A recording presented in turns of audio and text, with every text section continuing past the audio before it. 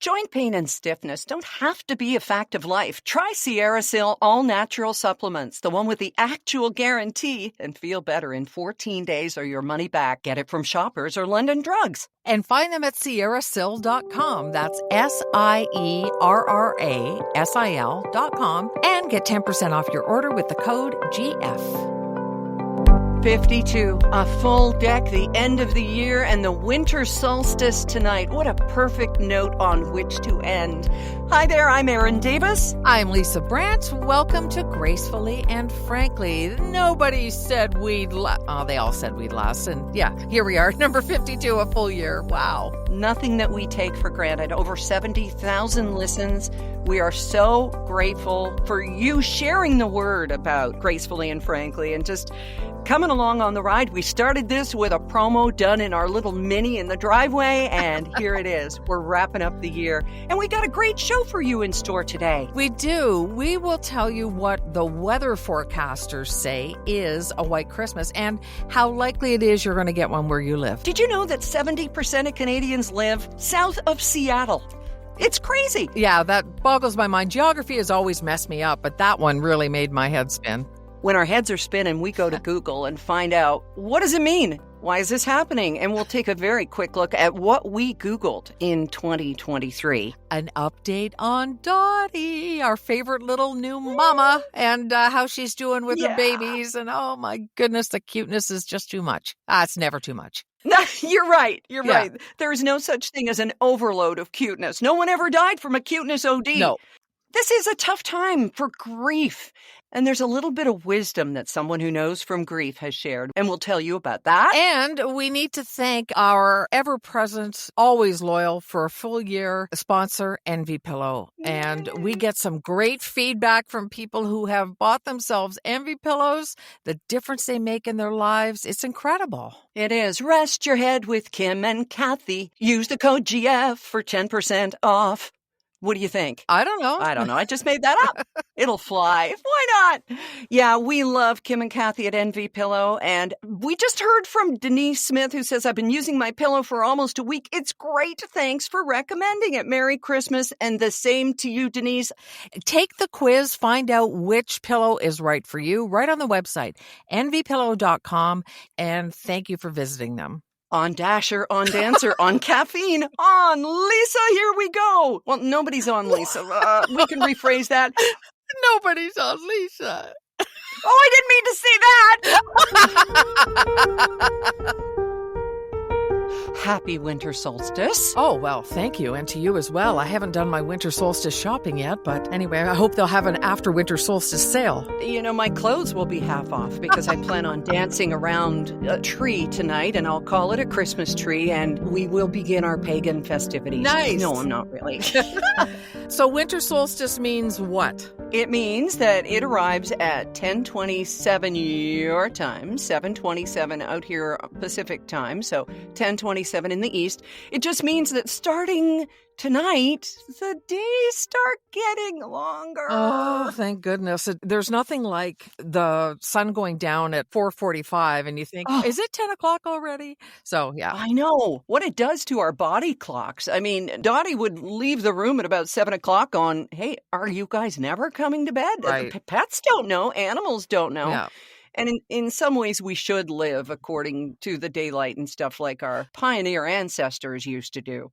Yeah, but I don't look good in a bonnet or those Empire waist dresses, and I'm not going back to farming. So there you go. Outhouses. Can we talk about outhouses? No, thank you. Oh, my aunt and uncle had one till I was a teenager. And I think that's why I learned to be able to talk myself out of getting up to pee in the middle of the night, because I used to stay up there in the summers in Hanover, and going out to pee meant going outside to the outhouse, and I just would not do it. So I've got this whole mind thing going on when I have to pee. Do you mean they didn't have a pee pail near the bed for you? Because my grandparents did that. We were posh. You were? It was a bucket. It wasn't like a chamber pot. No. Everybody went out and, Biffy. God. My grandparents called it the Biffy. Yeah, my grandmother, she put up with that long after everybody else had indoor plumbing. I don't know how she put up with that. So did my aunt. It was the 80s. And then my dad would tell me stories about being the only one who missed the newspaper and having to use the Sears catalog. And there's all these stories that you hear. Not just going uphill both ways to school. There's a lot more to it. Oh, yeah.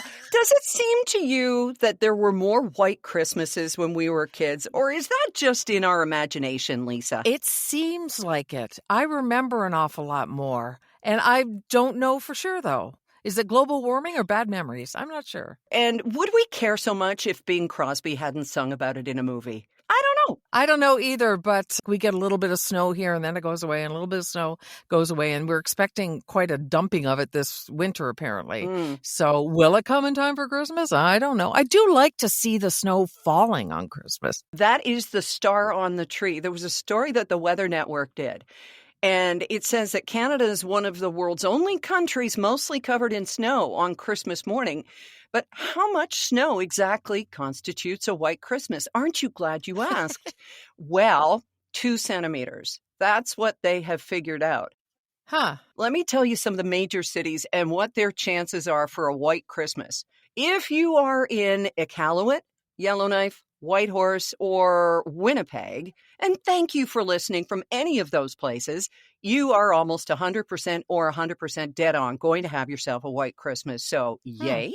If you're in my birthplace of Edmonton, 86% chance of a white Christmas, while Calgary is only about half and half. Yeah, they're only 50-50. You have to drive into the mountains if you want some snow on Christmas Day. Vancouver, close to my home here on Vancouver Island near Victoria, 1 in 10 chance. Yeah. We had a white Christmas, I think, last year. Regina, 9 out of 10. Thunder Bay, almost 100%. Now, Toronto. You are south of Toronto, of course, Port Stanley. What do you think Toronto's odds are? I don't think they're very high. You're right. Yeah. 50-50. Okay. 50-50. Now, Ottawa, you're only 3 out of 4. That's 75% chance in Ottawa of a white Christmas. Montreal, 77%. Then Halifax drops to 58%. And if you're on the rock in beautiful St. John's, 63% chance of a white Christmas. Now, there's something, Lisa, that makes white Christmas even more special, and that is called the perfect Christmas, when there's 2 centimeters on the ground and fresh snow is falling on the morning of the big day. Yeah, it is pretty, isn't it? The mayor of London, Ontario, set out a release about how the skies will be open to Santa Claus. So regardless of whether it's white or not, London is making sure that Santa has a warm welcome to come through the city. I love it when they do stuff like that. I just love it. It makes me think about kids and stuff. And I don't even know, do kids care if it's a white Christmas? Do you think Colin and Jane care either way? No. They care if there's presents. That's basically it. It's their mom who cares the most. And of course, she comes from the frozen part of Ontario, up east of Ottawa, so she's more used to white Christmases. But I always think, as an adult, of the mornings we had to do our presents and then that day drive from the Toronto area to London, and you're praying there's no snow because the 401, blah, blah, blah. So, as adults, you have kind of different priorities, but pretty is nice. Yeah. It's nice to be pretty. Yeah, at this time of year. I would love to be pretty at this time of I year. know. I'm just thinking that sounds so stupid, but you know what I mean. I do know what you mean. We all want the magical Christmas and the memories and all that.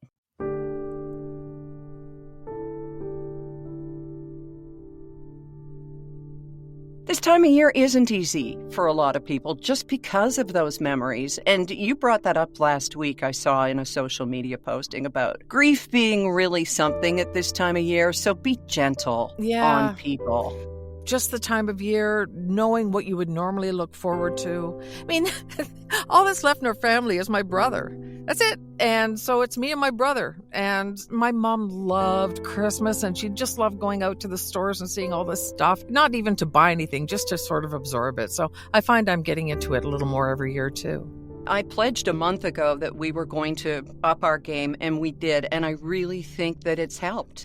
Putting up a big curtain of icicle lights that go from the ceiling to the floor and then covering them with white shears all over a wall that was all window. Yeah. And then topping it with garland and stuff. It's made the living room magical, and we're doing what we can. And there's a piece that I read that Maria Shriver wrote, and her family knows from grief all year round, being part of the Kennedy clan, for those of you who don't know. She wrote that this time of year can be complicated for many. While it can be a time of great joy for so many, it can also be a time of great sadness for others.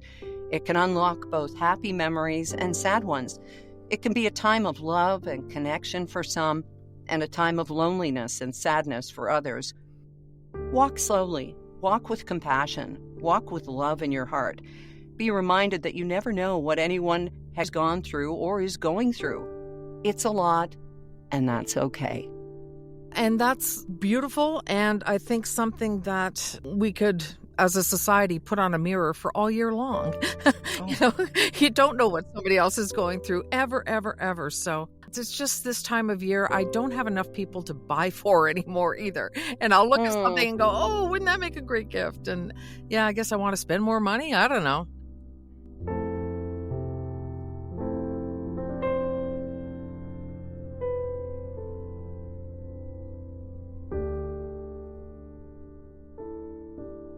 It's a time of year for looking back as well as looking forward. And you were doing that earlier this week in a blog about shows you streamed in 2023. Yeah. And we've also been looking at things that were Googled the most in the past year. So what do you want to talk about first? Well, I think the Google thing is kind of interesting only because I had to look up a couple of people, like the number one athlete, Damar Hamlin. That was that young football player who had a heart attack. From Buffalo. Yeah. And, has come back and is fine and everything, but it just was freaking everybody out.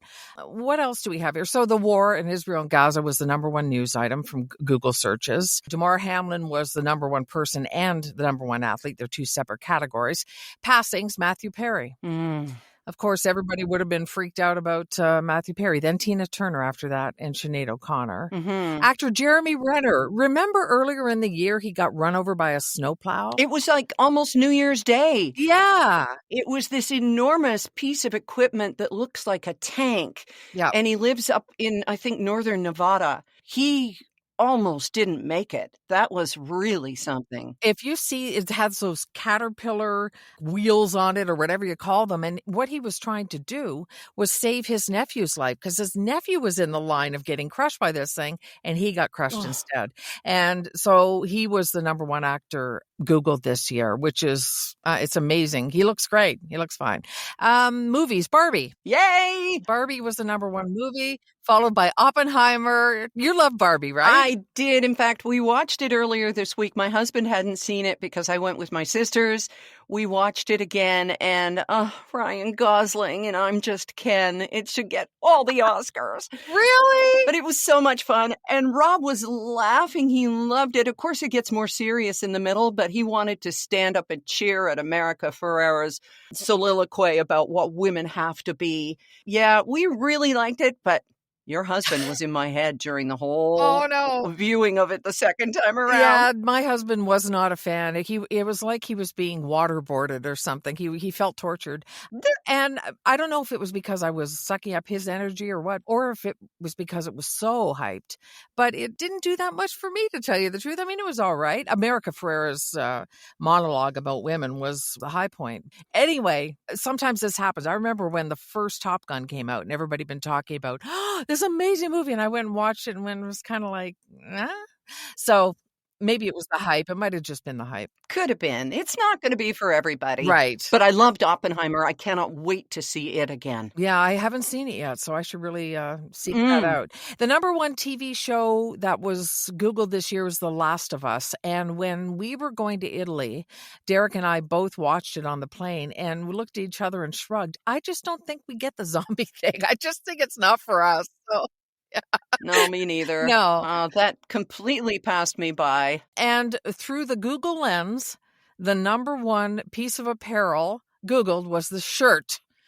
Yay, shirts! Is it the untuck it? That whole thing that somebody's making money out of a shirt not being tucked in? Right, just shirt, followed by outerwear, then footwear. Like, talk about breaking it down into its minutia. Yeah. There you go. That's an overview of what people were looking for this year. And what were you looking at this year? Now, this isn't kind of the pandemic lockdown look back at. I was talking to Rob about, what did we watch this year? And he said, well, thank God it wasn't Tiger King. He's still traumatized by how bad that was and getting, again, sucked into the hype about it all. And, there was no Tiger King for us this year, although there was, I'm sure, some crappy TV that people watched just for fun. Oh, yeah. So how about you? What did you binge this year that maybe people want to watch over the holidays? Well, one of the things we really got into was The Sopranos. I'd never seen the whole series. Derek had never seen a single episode. And we watched all the seasons, all 8 or 9 of them. Loved it. The Diplomat, 1 season so far. Wasn't it great? So good. The Diplomat, look for it. It is so on the edge of your seat. Good. Yeah, it really is. They've got tension built up. Like when you think it's already tense, it gets more tense. Pretty incredible. Bosch, Daisy Jones and the Six, though, was my absolute favorite of the year, and I cannot wait to watch it again. I fell madly in love with Sam Claflin, the English actor who you would not believe is English. He plays an American guy, and Riley Keough, Lisa Marie Presley's daughter, absolutely fantastic. The whole cast is amazing. They did their own singing. They've got an album out. They're up for Emmys. We just love the series. And I'd read the book just honestly quite by accident and thought, what is this? It's amazing. So that was my pick of the year. Great. Mine were 3 Apple shows. So we're talking about The Morning Show. Well, we watched with Reese Witherspoon Yeah. and Jennifer Aniston. This latest season was on fire. Every episode. And of course, throw in some John Hamm. I'll have a side of that ham. And it was an amazing season, I thought. Ted Lasso wrapped up. It was perfection to us. A little darker this season, but I think people were projecting on at the end. Hannah Waddingham, the standout owner of the team, can do no wrong. She's got a Christmas special on Apple if you want to catch that. And then from the writers and the showrunners of Ted Lasso came Shrinking with Jason Segel. He's in it. Harrison Ford. Loved that. It's so funny because we watched a little bit of Shrinking and went, oh. And Ted Lasso didn't grab us, and I know it grabbed the rest of the world, and we're going to give it another try because we can't be that far behind. And we are caught up on The Morning Show almost. But Jennifer Aniston as such a nasty, unlikable person, I'm finding it a little hard to swallow sometimes. Speaking of Jennifer Aniston, of course, as you mentioned, Matthew Perry, the #1 celebrity Googled in 2023. Yep. And so, like a lot of people, I think, Rob and I have gone back and started watching Friends from the very beginning. And it stands up beautifully. We've caught it here and there. I mean, it was always my favorite show, so I'm not surprised whatsoever. So I'm glad it stands up because I wondered if some of the, how do I put them? Some of the whiteness of it and other stuff would look a little out of place. Well, it does. And I notice now when there are characters in it who are not lily white, and there was no attempt at inclusion or diversity then. And I don't think that it was malicious. Yeah. It just was what it was at the time. And, when you know better, you do better. And that's how I feel now watching another show that we watch every night. We record it during the day, and it's such a beautiful palate cleanser at the end of the day. Cheers. Oh, We are rewatching Cheers. nice. And Woody has just entered the scene.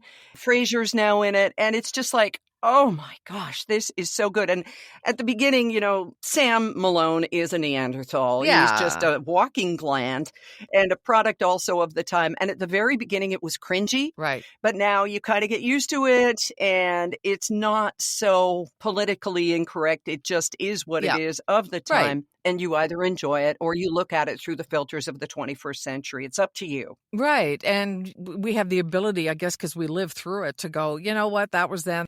Did you watch the new Frasier? I watched about 6 episodes. I wanted to like it, and it's just missing so much magic. I'm sorry. The guy who plays his son, I really enjoy, but I think his sidekick is annoying. The woman that they've got as the president of the college of Harvard or whatever she is, Yeah. they're pinning too much on one personality trait on her, rivalry with her sister. It's just, you know what? It makes you appreciate how much Niles and their dad really brought to the show. And Daphne. It's funny because the first episode I thought, oh, this is bad. And I thought the second one was better than the first.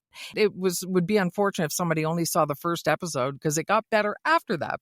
Well, I'd like to think we got better after the first episode. I mean, here we are, episode 52, wrapping up our year.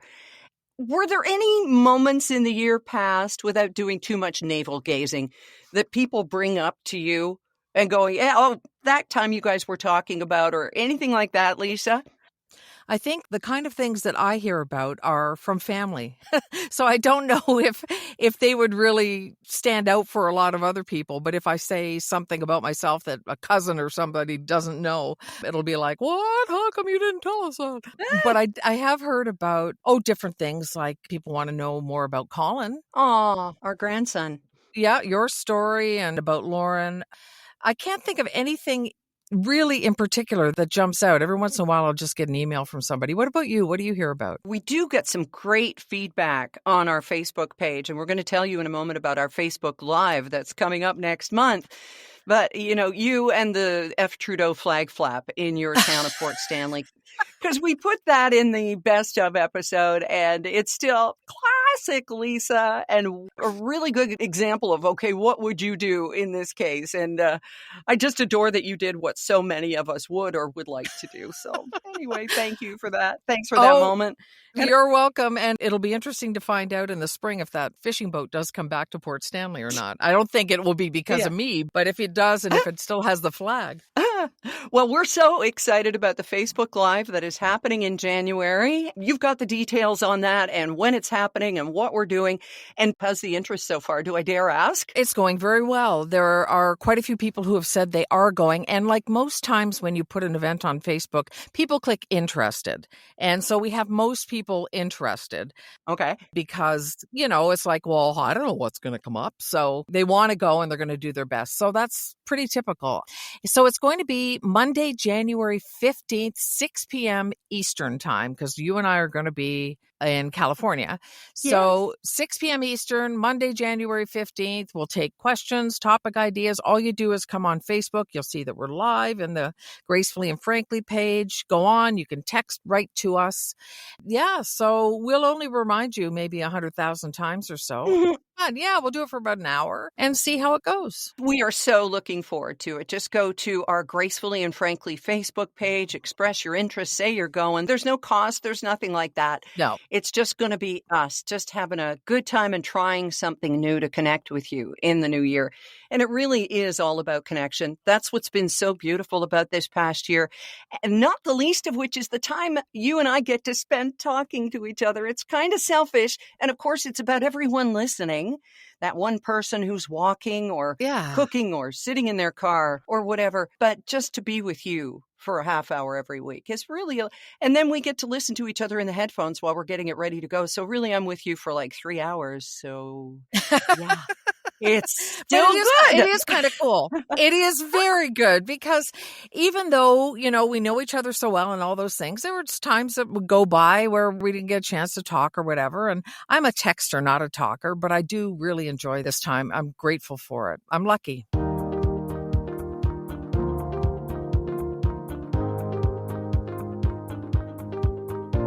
Hey, how is Dottie? I'm dying to know how Dottie is. Well, she's doing great, as anybody who's in touch with us on the socials or watches my journal, because it was a video one this week. How could I not, right? Dottie had 6 puppies, 3 girls, 3 boys. They're all doing well, and she has taken to mamahood just like her babies have taken to her. Lisa, I'll tell you that her breeder, who Dottie is with now up in Cobble Hill, about an hour from us in British Columbia, she said that she's not at all cranky or growly with people coming around her babies, which are very few. People don't go near the babies. She's like, look what I did. Aww. She's so proud, and she wags her tail, and she's just so proud to show off these little beans. They're so sweet. Oh, we're just so proud of her and so happy that she made it through and everything. And oh my gosh, I was getting videos while she was giving birth and all this. And there is stuff you do not need to see, but she's our baby. We wanted to be there with her. Bev had to revive one that came out. And so you just pat it and rub it and it comes back to life. Oh, wow. Yeah, that's why there are professionals, why I could never, ever, ever, ever do this. Yeah. Yeah, mama and babies are doing just great. Now, here's the question. We are okay to go and visit her before we go away early January, but Dottie's mom's mom and grandma, both, she owns both dogs. Lori said, you know what, you may not want to do that because the dog loses her mind and wants to go home with you. So I don't think I'm going to do that as much as I want to see her babies and see her in full bloom of motherhood. You know what? I don't want to do that to Dottie. And I think that's the sweetest, most loving thing you could do because you're putting her first instead of going, oh, I want to see her, and just sucking it up because, when you do see her, that's exactly what's going to happen. It's like, oh, yay, we go now. Mm-hmm. Yeah, that'd be so hard. I think that's a good plan. Yeah, so all is well. So thank you for asking. Oh, she's just a little bit of delight. We miss her, but we put cotton on a stocking that we had for our Shippu Pepper, and now that special stocking has Dottie's eyebrows, so she's in the house with us.